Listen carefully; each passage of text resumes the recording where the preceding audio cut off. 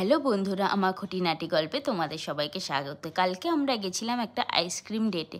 Basically আগে আমরা প্রত্যেক রোববার দেখা করতাম, যেহেতু অন্যদিন আমাদের অফিস থাকতো বা কাজ থাকতো। আর এখন বিয়ের পরেও এই প্রথাটাকে আমরা মেনটেন করার চেষ্টা করি, যেহেতু পেটুক মহারাজ বস, খেতে তো হবেই। তো কোনো না কোনো ছুতো খুঁজে, ডেট বলো বা কোনো ছুতো বলো, সেই খুঁজে আমরা খাবার এক্সপ্লোর করতে বেরিয়ে পড়ি। আজকে ইনস্টাগ্রাম দেখে এই ক্যাফেটায় সন্ধানটা পেয়েছিলাম। আমরা না দুজনকে ইনস্টাগ্রাম বা ফেসবুকে শুধুমাত্র খাওয়ার জায়গায় ভিডিওস পাঠাই, আর সেগুলিকে আমরা সেভ করে রাখি, পরে ওখানে এক্সপ্লোর করি।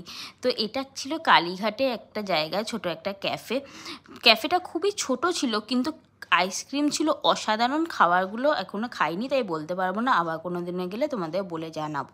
আমি নিয়েছিলাম এই আইসক্রিম বোলটা, আর ও নিয়েছিল ওয়াটারমেলন শেক টাইপের। যেহেতু বর নিয়েছিল ওয়াটারমেলন শেক, বরের সম্পত্তি থেকে বলে করো খাবার দাবার সব কিছুতে বউয়ের অধিকার, কি বলো তাই না? তো আমিও একটু খেয়ে চেখে নিলাম। আর আমার আইসক্রিম বোলটা এতটা দেখতে ইয়াম্মি ছিল, আর শুধু ইয়াম্মি না, এই যে ধোয়াটা দেখছো, এটা গরম ধোয়া, মানে এটা চকোলাভা কেক ভেতরে ছিল, আর উপরে আইসক্রিম আর ফ্রোজেন স্ট্রবেরি ছিল, আর খেতে এত অসাধারণ ছিল বস, উফ, মন প্রাণ শান্তি হয়ে গেল। এরম ছোট ছোট মুহূর্ত বিয়ের পরেও থাকা আই গেস উচিত একটা সম্পর্কের জন্য। তো খেয়ে দিয়ে আমরা আমার বাড়ি গন্তব্যস্থলে চলে যাচ্ছি। টাটা। তোমরাও দেখো, আর আমাকে একটু লাইক শেয়ার সাবস্ক্রাইব করে দিও।